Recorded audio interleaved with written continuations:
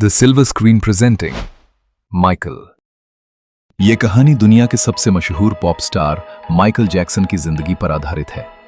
Film उनके बचपन से शुरुआत करती है, जब उनकी असाधारण गायकी और डांस की प्रतिभा सबसे पहले दुनिया के सामने आई। वो अपने भाइयों के साथ बने ग्रुप जैक्सन 5 के मुख्य गायक बने और बहुत कम उम्र में ही लाखों लोगों के दिलों पर राज करने लगे। लेकिन स्टेज पर मिलने वाली सफलता के पीछे उनकी निजी जिंदगी बिल्कुल अलग थी। बचपन के दौरान उन्हें अपने पिता जो जैक्सन के बेहद सख्त और कई बार अपमानजनक व्यवहार का सामना करना पड़ा। लगातार दबाव, कठिन ट्रेनिंग और पारिवारिक संघर्षों ने उनके व्यक्तित्व पर गहरा असर डाला।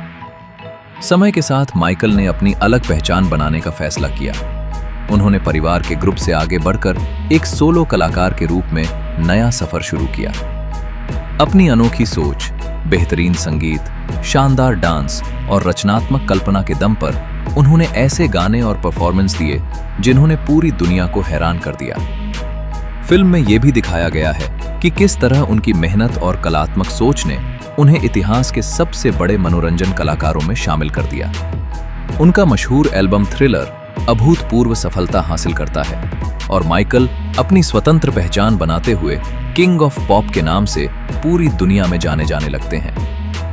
कहानी सिर्फ उनकी उपलब्धियों तक सीमित नहीं रहती, बल्कि उनके व्यक्तित्व के जटिल पहलुओं, रचनात्मक प्रक्रिया और निजी जीवन की झलक भी दिखाती है। उनके सबसे यादगार स्टेज परफॉर्मेंस, संगीत बनाने का तरीका और एक कलाकार के रूप में उनकी सोच को भी विस्तार से पेश किया गया है।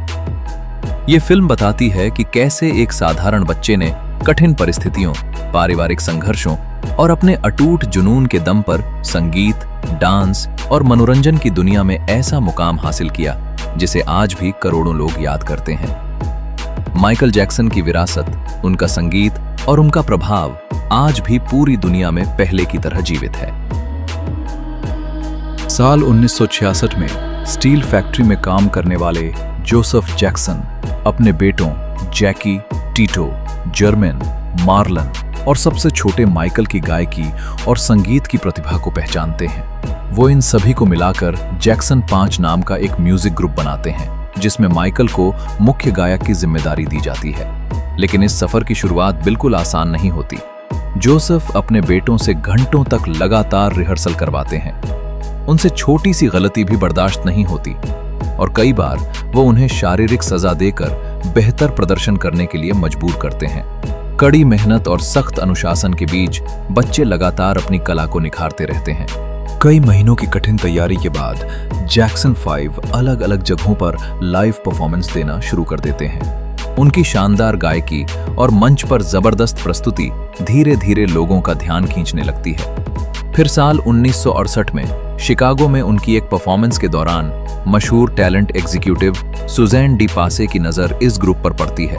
वह उनकी प्रतिभा से बेहद प्रभावित होती हैं और उनकी सिफारिश के बाद अगले ही साल इस ग्रुप को प्रतिष्ठित म्यूजिक कंपनी मोटाउन के साथ कॉन्ट्रैक्ट साइन करने का मौका मिल जाता है। यही पल उनके जीवन का सबसे बड़ा मोड़ साबित होता है और यहीं से उनकी सफलता की असली शुरुआत होती है। जैक्सन 5 के एक के बाद एक एल्बम जबरदस्त हिट होने लगते हैं। उनके गाने लगातार चार्ट में टॉप करते हैं और पूरे अमेरिका में उनके कॉन्सर्ट हाउसफुल रहने लगते हैं। इस सफलता की बदौलत जैक्सन परिवार इंडियाना के छोटे से घर को छोड़कर साल 1971 में कैलिफोर्निया के एंसिनो स्थित हेवनहर्स्ट मेंशन में रहने चला जाता है। इसी दौरान मोटाउन के संस्थापक बेरी गॉडी को एहसास होता है कि माइकल में एक सोलो स्टार बनने की असाधारण क्षमता है और वह अकेले भी पूरी दुनिया पर राज कर सकता है। साल 1978 में माइकल अपने वयस्क जीवन के पहले solo album of the wall के लिए एपिक रिकॉर्ड्स के साथ कॉन्ट्रैक्ट साइन करते हैं। इस एल्बम के निर्माता मशहूर संगीतकार क्विंसी जोन्स बनते हैं। एल्बम को शानदार सफलता मिलती है, लेकिन माइकल की आजादी अब भी उनके पिता जोसेफ के नियंत्रण में रहती है। जोसेफ का मानना होता है कि बच्चों की पूरी सफलता का श्रेय केवल उन्हें ही जाता है। इसी वजह से माइकल को अपनी इच्छा के खिलाफ अपने भाइयों के साथ ट्रायम्फ टूर पर भी जाना पड़ता है। इसी समय माइकल अपने रूप रंग को लेकर असुरक्षित महसूस करने लगते हैं। उन्हें विटिलिगो नाम की त्वचा संबंधी बीमारी हो जाती है और अपनी नाक को छोटा करने के लिए वे राइनोप्लास्टी सर्जरी भी करवाते हैं। एक दिन पिता से तीखी बहस होने के बाद माइकल अपने भरोसेमंद बॉडीगार्ड और करीबी दोस्त बिल ब्रे की सलाह मानते हैं और फैसला करते हैं कि अब वह अपनी जिंदगी और करियर के फैसले खुद लेंगे। साल 1981 में वह वकील जॉन ब्रांका को अपना कानूनी सलाहकार नियुक्त करते हैं और उनके जरिए फैक्स भेजकर जोसेफ को अपने मैनेजर के पद से हटा देते हैं। इसके बाद माइकल बच्चों के अस्पतालों में जाकर उनसे मिलते हैं और अपने अगले एल्बम के लिए नए आइडिया पर काम शुरू कर देते हैं। जब वो टीवी पर दो गैंगों के बीच हिंसक संघर्ष की खबर देखते हैं तो उन्हें अपने गाने बीट इट के म्यूजिक वीडियो का अनोखा विचार आता है। वो दोनों गैंगों के सदस्यों को वीडियो में शामिल करते हैं, जिससे यह वीडियो पहले से भी ज्यादा प्रभावशाली बन जाता है। साल 1982 में रिलीज हुआ उनका एल्बम थ्रिलर पूरी दुनिया में बिक्री के सारे रिकॉर्ड तोड़ देता है। इसके बाद मोटाउन 25 कार्यक्रम में माइकल बिली जीन पर ऐसा ऐतिहासिक प्रदर्शन करते हैं कि पूरी दुनिया उनकी दीवानी हो जाती है।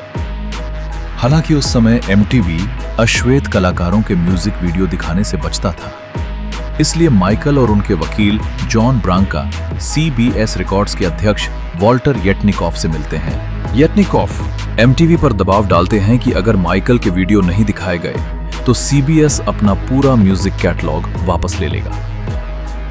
आखिरकार MTV को झुकना पड़ता है और माइकल के वीडियो प्रसारित होने लगते हैं, जिससे उनकी लोकप्रियता और भी बढ़ जाती है। उधर जोसेफ अपने बेटों को फिर से एक साथ लाने की योजना बनाते हैं। वो मशहूर बॉक्सिंग प्रमोटर डॉन किंग से मिलकर साल 1984 के विक्ट्री टूर का प्रस्ताव रखते हैं।